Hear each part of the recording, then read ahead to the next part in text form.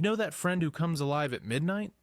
The one who suddenly gets creative, suddenly gets productive, suddenly starts reorganizing their entire apartment at 2 a.m. That friend is not lazy. That friend is not broken. That friend has a brain that is literally wired to operate on a different clock than the rest of the world. And if you're watching this right now, at some unreasonable hour, with the screen brightness turned all the way down, that friend might be you. Here's what nobody tells night owls.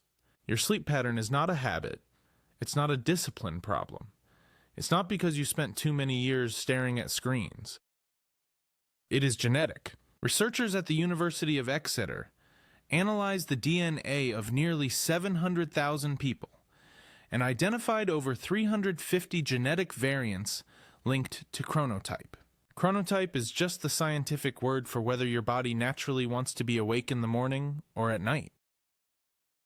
And here's the part that changes everything. You don't choose your chronotype any more than you choose your eye color. It's baked into your biology before you're even born. So every time someone told you to just go to bed earlier, they were essentially telling you to just have different DNA, which is not how DNA works. But the world doesn't care about your DNA. The world runs on a morning schedule. School starts at 8, work starts at 9. Meetings happen before lunch. Productivity is measured by how early you get up. The entire structure of modern society was designed by and for morning people. And if your brain doesn't operate that way, you've spent your entire life being punished for your biology. And here's the thing, night owls know this. They feel it every single day. The alarm goes off and it doesn't just wake them up, it interrupts them. It pulls them out of their deepest, most restorative sleep cycle at the worst possible moment. Neuroscientists call this social jet lag. Your internal clock says it's 4 a.m., but society says it's time to function. It's like living permanently 2 time zones away from your own life. Now here's where it gets fascinating. Multiple studies have found that night owls score higher on tests of general intelligence. A study published in the journal Personality and Individual Differences found that people who stay up late show stronger inductive reasoning skills, which is the type of thinking linked to innovation and strategic problem solving. Another study from the University of Madrid tested over 1,000 teenagers and found that night owls consistently outperformed early birds on cognitive ability tests. But it's not just intelligence. Night owls are more creative. Researchers at the Catholic University of the Sacred Heart in Milan tested the creative thinking of morning types versus evening types. The night owls crushed it. Across every measure, fluency, flexibility, originality, the late-night brains produced more novel ideas. The theory is that staying up late forces your brain into a state of mild cognitive looseness.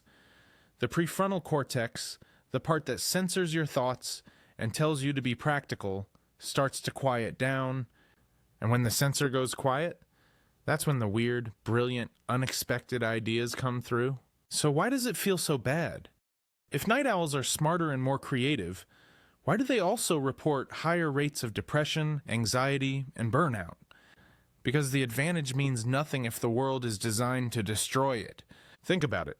A night owl's peak performance window is roughly between 9 p.m. and 2 a.m. But by the time that window opens, they've already spent 12 hours forcing their brain to operate during its biological low point. They commuted on 4 hours of sleep. They sat through meetings while their cortisol levels were still flatlined. They smiled at coworkers while their body was screaming for rest. And then, when they finally get home and their brain lights up, society tells them to go to sleep, because that's what responsible adults do. And here's the quiet part nobody talks about. The guilt. Night owls carry a specific kind of guilt that morning people will never understand. The guilt of sleeping through the alarm, of being the last one to every meeting, of watching the sun rise and feeling like a failure instead of feeling inspired. That guilt isn't real. It was installed in you by a system that never accommodated your biology in the first place. You didn't fail the schedule. The schedule failed you. But here's what I want you to understand before you close this video. The night is not your enemy. The night is your native environment. The silence. The stillness. The feeling that the whole world has gone to sleep and you finally have space to think? That's not insomnia. That's not avoidance.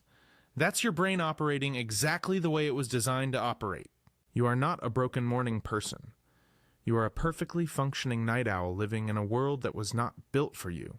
And the research is starting to prove what you have always felt. Companies that shifted to flexible scheduling saw night owl employees outperform morning employees by an average of 20% when allowed to work during their natural peak hours. Some schools in the UK that pushed start times back by just 1 hour saw grades improve across the board. The world is slowly waking up to the fact that waking up early is not a virtue. It's just a preference. And your preference is just as valid. So tonight, when the clock hits midnight and your brain starts buzzing with ideas and your thoughts finally feel clear, don't fight it. Don't feel guilty about it. That is you, functioning at your peak, on your schedule. Now there's one specific habit that almost every night owl develops without realizing it. And psychologists say it's quietly reshaping how you process every relationship in your life. That's what we're getting into next.